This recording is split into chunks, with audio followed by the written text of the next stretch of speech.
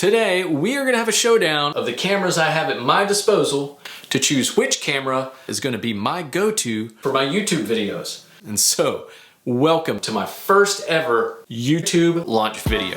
Yes. Roll clip.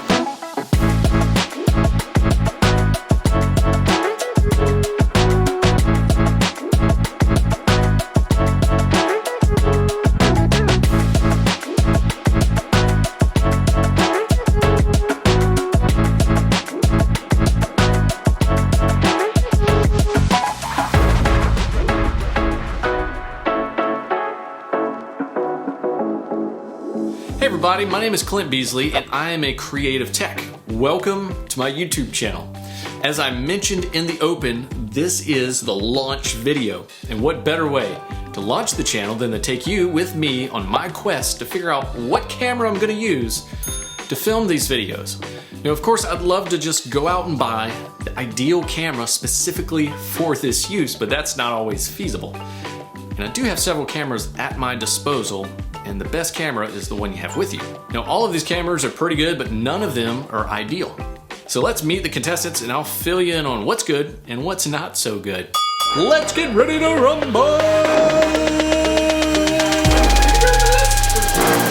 Our first contestant is the Canon Rebel T2i DSLR. So what's good on this camera?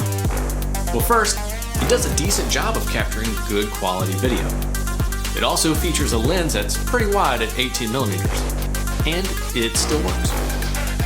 What's not so good? Well, first, I have only the stock lens that came with the camera, and its lowest aperture is 3.5. It has a 12-minute video capture limit per clip, and as where 12 minutes might seem like a lot, for me, because I mess up a lot, it's not that much. I need to just let it roll. It has known issues with video recording that fails randomly. It has no flip around screen like a modern camera, no audio meter, and it does not record in 4K. We'll test this one by filming in 1080p at 24 frames per second at the widest angle. Our second contestant is the Canon 5D Mark IV DSLR. It's a great camera that takes incredible quality video, but how does it measure up for this purpose? So what's good about this camera? It's a high-end professional camera with a great image sensor. We have high quality prime lenses with low apertures. It has an audio meter and it records in 4K. So what's not so good? Well, it also does not have a flip around screen like modern cameras. It crops the video when you record in 4K. It has a 20-minute clip limit. The widest lens we have is 50 millimeters, which is not very wide. We'll test this one in both 4K and 1080p at 24 frames per second using the 50 millimeter lens. And our third and final contestant, the mighty iPhone 13 Pro. This is my personal iPhone complete with cracked screen. Like many people, this is my go-to camera for everyday life. So what's good? Well, it has great quality video the iPhone is known for. We have 3 lenses to use, 2 of which are substantially wide angle. I have 256 gigabytes of storage, and it's versatile. And what's not so good? Well, there's no interchangeable lens system. There actually are some out there, but I don't have them. I can't see the screen while I'm recording, and the wide angle distorts at the edges. We'll test the 1x video, the 0.5x video, which is the super wide angle, and cinematic mode.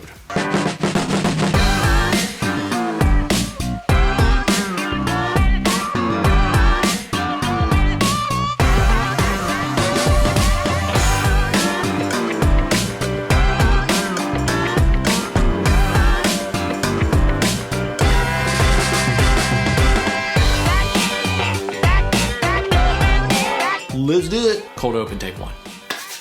Alrighty. This will be so far away from the camera. Here. Canon 5D in 1080p. Cinematic mode.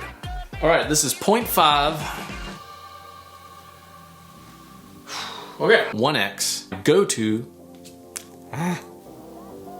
It's a wrap on the filming, I think. Alrighty, so we're done filming. I've now imported those clips of the cold open into Final Cut Pro. That's what I use.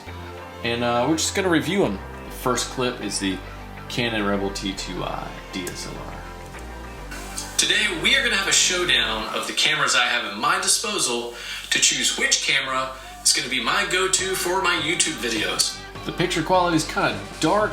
Can see a lot of graininess. Yeah, a lot of artifacts there in the dark. So not super happy with this. Okay, next clip we have is the Canon 5D Mark IV. We just look at that versus that. You can see the clarity of the clip is letting in a whole lot more light into that prime lens. Picture quality is really great with this camera. I had to back way up on this one to be able to be seen in the lens. All right, let's compare this one to the 4K version, which is right here. The 4K setting crops the video, but if you look at between the 1080p and the 4K, there is a difference in quality, but it is really zoomed up on my face. I have no way to do any sort of wide shot with that. I'm definitely gonna have to rule out the 4K on the 5D. That's out. All right, let's move on to the iPhone footage.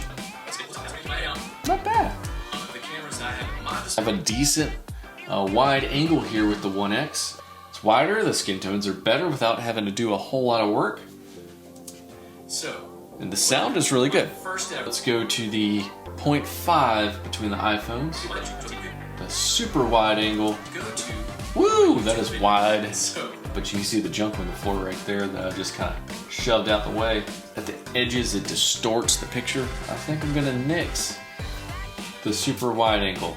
All right, and the last clip was the iPhone 13 Pro in cinematic mode. Today, we are gonna have a showdown. Cinematic mode looks really cool. You see a lot of feathering around the edges, especially at the top where my hair is, because if it were sharper like a DSLR truly is, probably would be no contest. I'd go with cinematic mode. It's wide enough. I think that has to knock it out of the running.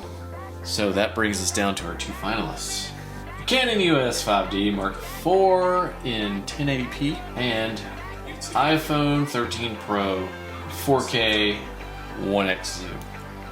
So until I actually purchase a camera specifically for this purpose, my go-to is going to be the iPhone 13 Pro. Well, there you have it. That was the camera showdown that landed with the iPhone 13 Pro as my camera of choice in the 1X mode, and I'm actually using that right now. Be sure to like and subscribe so that you don't miss the next video where I show you how I turn this into a video monitor.